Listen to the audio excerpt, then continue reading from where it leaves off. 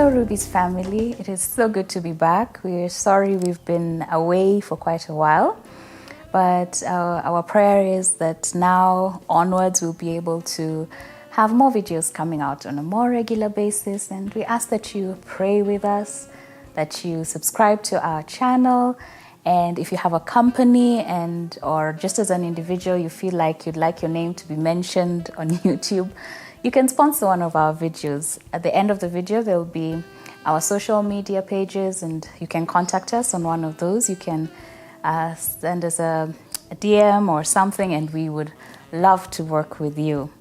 So today, I would like to share with you on God answering prayers. When God answers prayers, sometimes we are bogged down so much by the things that are coming our way, and we tend to share more prayer requests than we do even Thanksgiving.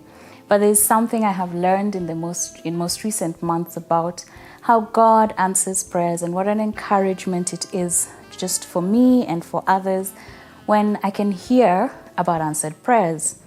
And in sharing this topic, I'd like to share some of the times in my life that stand out of God answering prayer, and how every time I remember some of these, what can I call them, towers or memory points, it encourages my faith for things that are going on even now.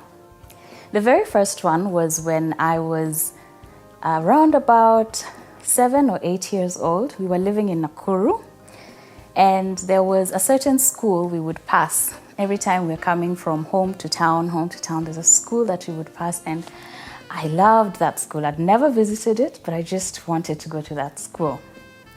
And I would ask my parents, can I come to this school? Can I come to this school? And they told me, pray about it. So I did. I prayed about it. And then they took me for an interview, and I failed the interview. But I refused to go back to my old school. I just said, no, if I'm not going to that school, I'm not going to school. A few weeks later, my dad got a call from a new headmistress, and she said, oh, we see in the records that you brought your child here for an interview. She was given the wrong exam, so let her come and we'll talk to her again. So the first time I went for my interview, it was a written exam. There were sums, complicated mathematical sums, and a few English questions to answer. But this time, the teacher just sat with me and talked to me, and then told my parents, okay, she'll join class 4 next week, or was it in a month's time? And that was my first answer to prayer that sticks out for me. And whenever I'm going through something, I keep telling myself, Jane, remember the faith you had when you were 7 or 8 that got you into that school. And that's where I completed all my schooling until high school. Then something else I remember is healing. My body has been racked with all sorts of illnesses, everything from when I was younger, what the doctors called juvenile arthritis, to several seasons of bouts with ulcers. More recently, and something I'll talk a bit later about, fertility treatment. I have had so much physical pain on different seasons that it seemed like I come from one pain to another one, to another one. But even in that, those seasons end. I remember the last time I had ulcers, it was so bad that even taking a sip of juice would get me into a bout of throwing up, and then I'd be in bed for the rest of the week. But the Lord has healed me from all those things. Right now, I can eat chili without an issue, and for me, that's a big deal. I can eat green vegetables, which I could not in the past. So for me, those are big things. But also something else that I have learned during these answered prayers is that God teaches you other things, even as He's answering those prayers. For example, in the last season when I had an issue with ulcers, one thing that I learned was rest. Through my husband, thank you, he insisted that I must have a real Sabbath day. By this, I mean a day of complete rest, not just a Sunday where I go to church and do other things, but a day when I am truly resting my body and my mind. And God taught me the importance of that. So nowadays I have an off day, a Tuesday, where I just switch off and do only things that fill me. I sleep in, I read, I watch movies if I have that, or documentaries, whatever will relax me, body and mind. I do that on a Tuesday. It was hard at the beginning because people want to call you up and tell you, can we have an appointment? Can you do this for me? But eventually people have learned Jane is just not available on Tuesday. And so it works well for me. That's my 7 days. I work from Wednesday to Monday and I rest on Tuesday. So those are the other things that I have learned through healing. Then the third area, or the third guidepost for me that stands up in answered prayer is when I finished university, I moved to Namibia for studies. And when I first arrived, I was staying with a couple who were hosting me as I look for accommodation. And they were a wonderful couple. They took care of me. Thank you, the Garibs. But I really desired still to have my own place. Now, the way the country works is everything shuts down on Friday evening. Even their newspaper is published only on Monday to Friday. So every Monday, diligently to Friday morning, I'd wake up, and the first thing I'd do is go buy a newspaper and look for any listing of houses to rent, follow up on that.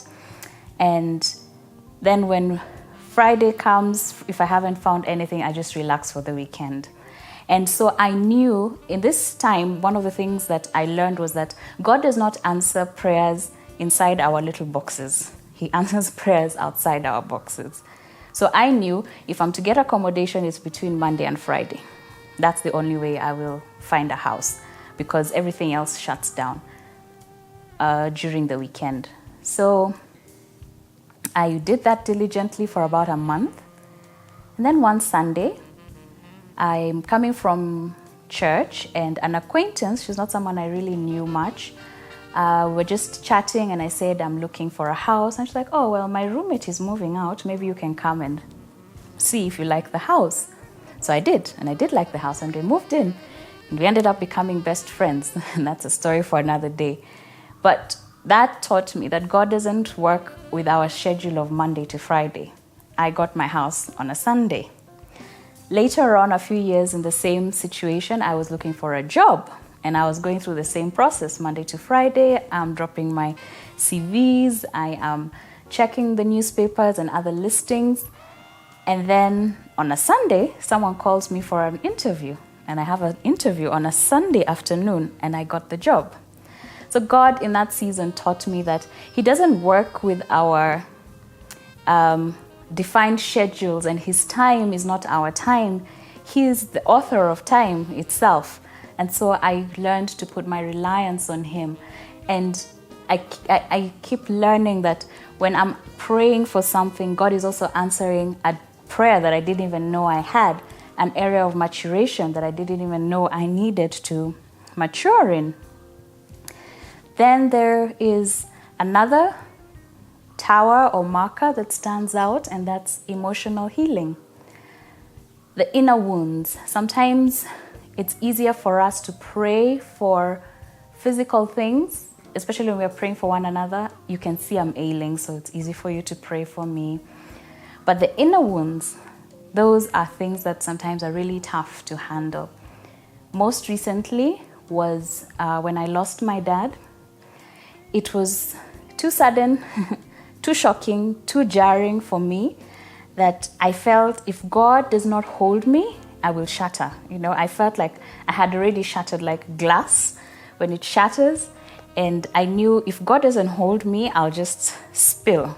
And I just knew this one was just too much for me to handle.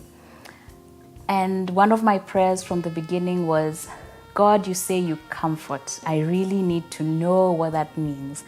I don't want it just to be a a thing that time handles. I need whatever that word in the Bible means, comfort. I need it, Lord. And He's been faithful to give me. As I was preparing for this, the words that came to describe what it is like for me is, it's an imperfect, perfect rest of my soul.